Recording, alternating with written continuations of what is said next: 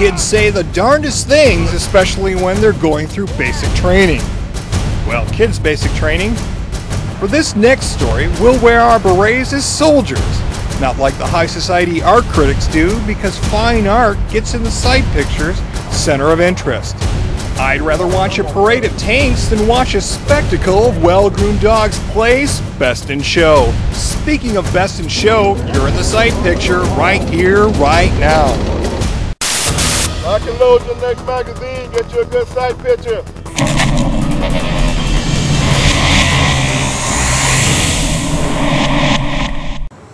Have you missed us?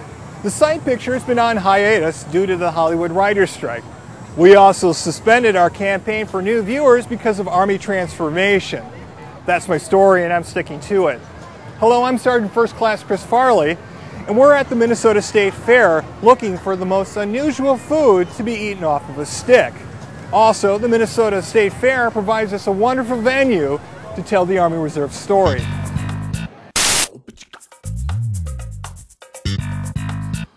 Reuben sandwich on a stick.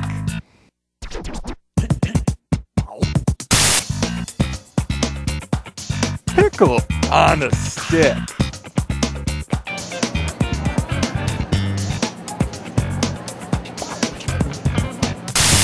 Meal ready to eat on a stick. Basic training is a major course that transforms civilians into soldiers. So if you take basic training and reduce it to about, we'll say 30 minutes instead of the average 9 weeks, and we take away the M16s, replace them with water balloons, you still have basic training, except geared for kids. 2008 was the second year that the 88th held a military expo since 2001. The expo draws thousands of people to Fort Snelling. One of the biggest draws at the expo is kids' basic training. What team are you? Blue team, Sergeant! Children attending the expo had a chance to prepare themselves for a possible future enlistment. Kids participated in drill and ceremony, an obstacle course, and physical training. There were also simulated grenade and qualification ranges. Kids Basic isn't exclusive to the Military Expo. It is also held on Family Day events and was recently added as an activity at the Child and Youth Services Army Reserve Enrichment Camp. Well, there's a couple reasons why we wanted to have the kids' basic training at the Army Reserve Enrichment Camp this summer.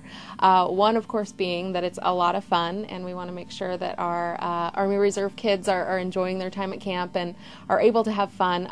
But some of the other great things that the kids' basic training offers is a chance for the kids to really connect in their minds and just physically something a little bit close to what their parents might experience at their basic training. Kids Basic Training also teaches children how to work together as a team to accomplish a mission. Reporting for the Site Picture, I'm Sergeant Josh Twerber. One attraction the Minnesota State Fair has every year is their annual art exhibition. Another place that has a wonderful collection of art is the National Vietnam Veterans Art Museum in Chicago. The museum features work from veterans who use art as a way to express their feelings and experiences from the Vietnam War. Some artists create their masterpiece paintings with a concentration of attention or a center of interest to draw patrons into their work. In the lobby of the National Vietnam Veterans Art Museum in Chicago, the center of interest, or even identifying what is being seen and heard, could be mistaken as an artistic chandelier or a form of chainmail feng shui. The closer you get, the more of what you are experiencing comes into focus. At that moment of enlightenment, the piece of artwork takes on a different feeling and it becomes a memorial. People don't realize they're dog tags until they're up on the balcony looking up close. It just takes on its own shape and significance, and it's not until you're up here and looking down the length of it that it becomes, the extent of it becomes clear.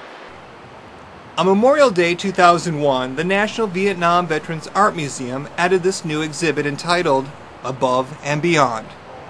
Over 58,000 dog tags comprise the exhibit that's dedicated to each serviceman and woman who went above and beyond and made the ultimate sacrifice in the Vietnam War. It took artists and volunteers a year and a half to complete Above and Beyond. The museum volunteers imprinted the name of the individual, the date of casualty, and their branch of service on each dog tag. The tags are spaced evenly apart, suspended by a single line. How the metal dog tags are positioned allows them to sway in the museum's airflow, giving them a wind chime-like sound. You hear it, you can't help but hear it. I've had as many different reactions to the noise. It's sort of like, you know, they're announcing their presence. Hanging outside this immense silver 10 by 40-foot memorial, a solitary black dog tag hangs outside of the rectangle of recorded service members. The black dog tag is for all the servicemen who died after the war was over of related causes, who didn't make it to the wall, whatever the cause. That's for them. Above and Beyond is just one piece in the museum's collection. The museum has over 2,000 pieces of artwork in its collection. The National Vietnam Veterans Art Museum's mission is to arouse a greater understanding of the real impact of war with the focus on the Vietnam War. Currently, the museum is expanding its collection and exhibits, including the war in Iraq and Afghanistan. The museum collects and concentrates on artwork and exhibits inspired by combat and created by veterans. Reporting for the Sight Picture from the National Vietnam Veterans Art Museum in Chicago, I'm Sergeant First Class Chris Farley. Thank you for watching The Sight Picture, the video magazine dedicated to telling the Blue Devil story. I'm Sergeant Josh Twerberg saying, keep us in your sight picture, and we'll see you next time. We'll see you next time. I didn't really hear anything. Why not?